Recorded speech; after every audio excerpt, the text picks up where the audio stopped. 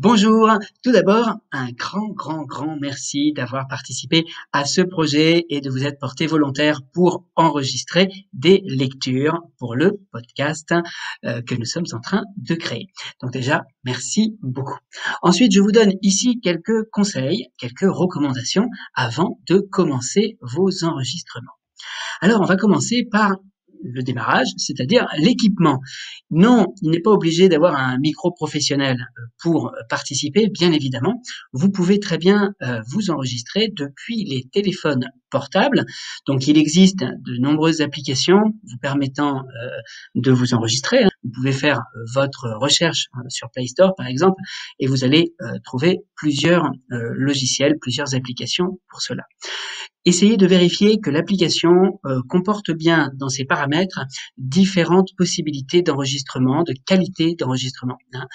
Certains proposent de s'enregistrer en haute définition, moyenne définition ou basse définition.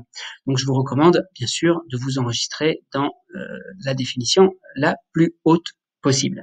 Sinon, vous pouvez aussi vous enregistrer sur votre ordinateur à travers, par exemple, le logiciel Audacity, qui est un logiciel gratuit, très simple d'utilisation.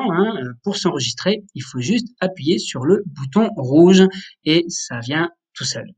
Voilà, vous pouvez également vous enregistrer en ligne via des sites internet, comme par exemple Online Voice Recorder, pardon pour mon accent. Ici, vous avez cette possibilité de vous enregistrer directement en ligne. C'est quand même la dernière recommandation, puisque parfois, il y a une petite accélération de votre voix sur ces sites d'enregistrement. Voilà, donc 3 options, le téléphone portable, Audacity ou Online Voice Recorder qui vous permettent à chaque fois de vous enregistrer, soit avec le micro de votre téléphone ou le micro intégré de votre ordinateur.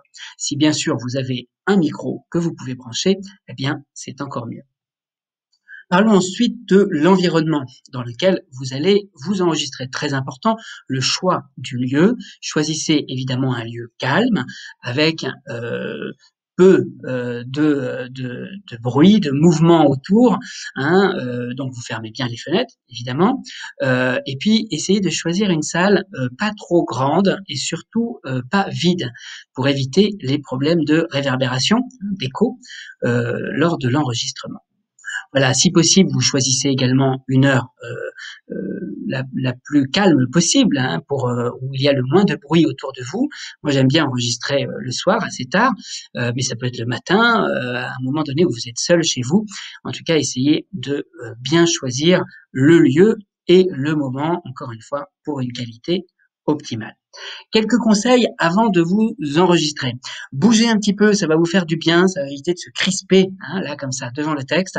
Donc vous bougez, vous marchez, vous vous étirez, vous faites un petit peu de relaxation, d'échauffement au niveau de différentes parties du corps pour vous défouler. Alors ne vous défoulez pas trop pour pas arriver essoufflé devant votre micro, mais n'oubliez pas de bouger, c'est très important pour le souffle.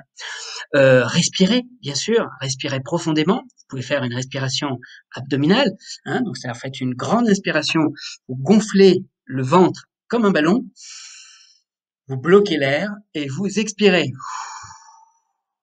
Essayez de faire de longues inspirations et de longues expirations, au moins 3, avant de démarrer votre enregistrement. N'oubliez pas de boire de l'eau avant d'enregistrer, alors pas trop, pour pas vous sentir mal, mais boire suffisamment, un petit peu tout au long de la journée et avoir bu avant de commencer à vous enregistrer, puisque très souvent, s'enregistrer peut provoquer un peu de stress et on va avoir des bruits de bouche qui vont s'entendre assez souvent. Donc, essayez de boire avant pour éviter l'émission de ces petits bruits un petit peu gênants lors de l'enregistrement.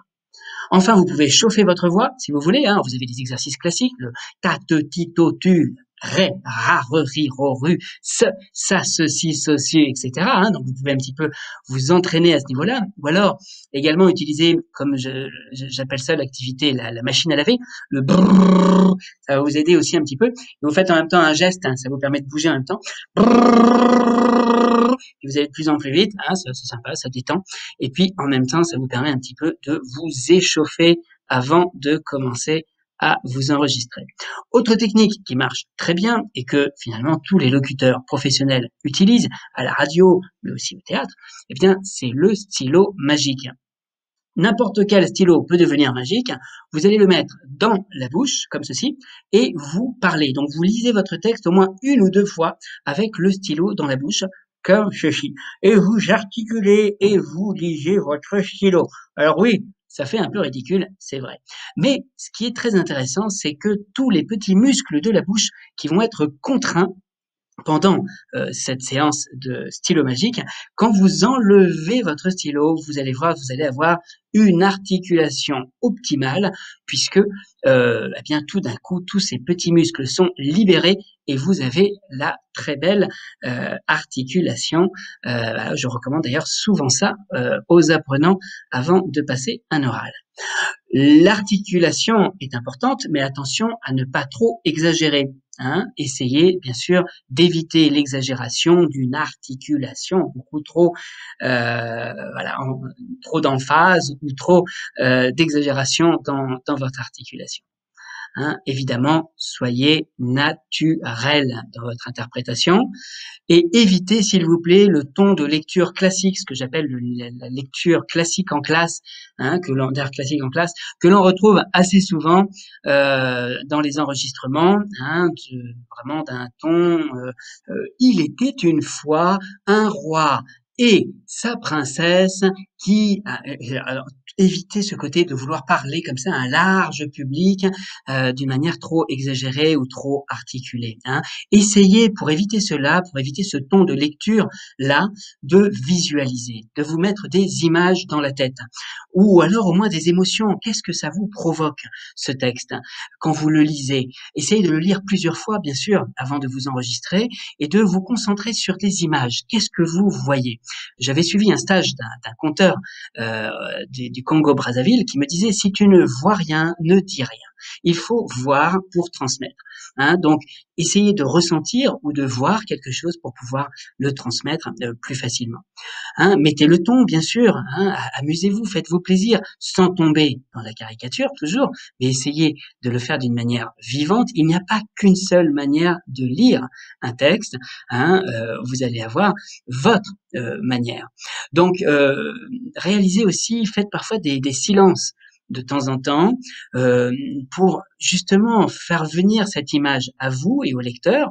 Faut pas trop abuser des silences, mais de temps en temps, faites une pause et puis rebondissez, créez du rythme dans votre lecture. Voilà, après l'enregistrement, eh bien, écoutez-vous sans jugement.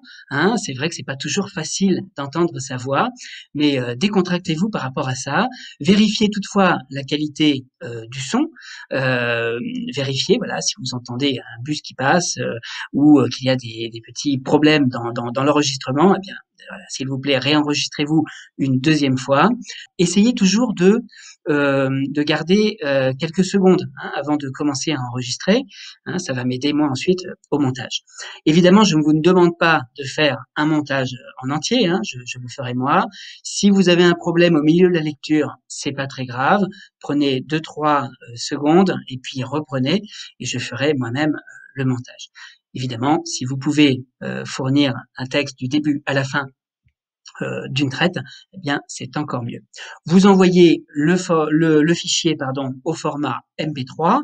Voilà, vous avez toutes les coordonnées pour m'envoyer votre matériel et ensuite, eh bien, je vous répondrai pour programmer le podcast avec vous, voilà, en espérant que tout se passe très bien, mais j'en suis certain. Voilà, je vous souhaite bonne chance et je suis sûr que vous allez être formidable. J'ai très, très, très envie de vous écouter. Donc je vous dis à très vite.